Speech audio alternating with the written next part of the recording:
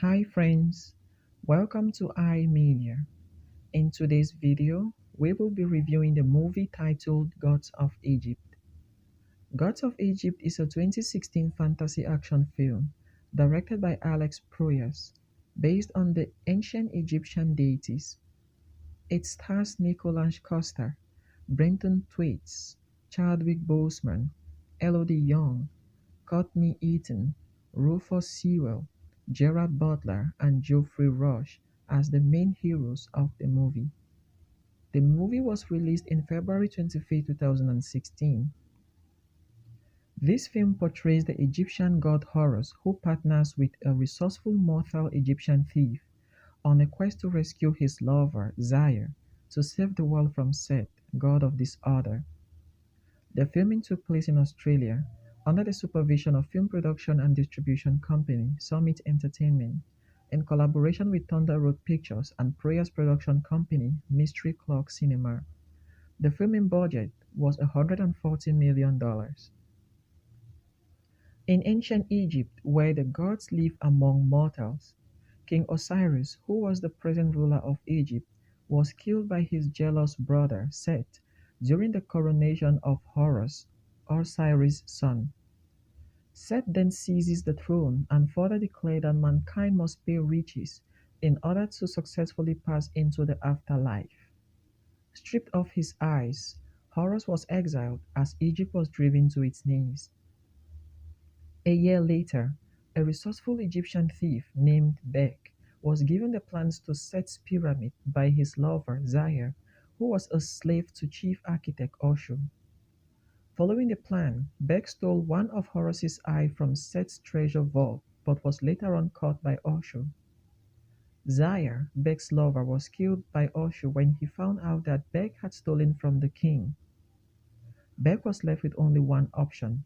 He took Zaire's body to Horus and gave him his eye, promising to find the other if Horus brings Zaire back from the dead. They both visited Ra, the sun god, who at the moment was at war with the shadow beast Apophis that threatens to devour the world. But Ra did not restore Horus's power. Instead, he allowed him take a vial of divine water to weaken Set's power. Ra then explained that Horus's loss of powers was the result of not fulfilling his destiny. Set asked Hathor, mistress of the West, to take him to the underworld, but she refused and escaped. After an attack by Minotaurs, led by Memphis, followed by other minions and giant cobras, Hathor, mistress of the West, rescued Horus and Beg, and they later on explained their plan of infiltrating Set's pyramid, and Hathor warns them of a guardian sphinx, so they had to visit the Library of Thoth, god of wisdom, to recruit him to solve the riddle by the guardian. Overcoming the entryway of the pyramid and the guardian's riddle, with the answer being tomorrow, they reached Set's power, but before they could use the divine water to quench Set's power, Set trapped them, destroying the divine water and taking Thoth's brain. Absorbing Thoth's brain, Osiris' heart, Horus's other eye, and wings from Nephthys, Set confronts Ra, his father, about his mistreatment, which Ra explained were tests to prepare Set for his true role, which was to take Ra's place aboard his solar barge as defender of the world against Apophis, the shadow beast. Rejecting this offer, Set decided to destroy the afterlife to become immortal. He stabbed Ra, taking his spear and casting him off the barge, freeing the shadow beast to consume the mortals and the underworld realms. Horus later battled Set, but was heavily outmatched.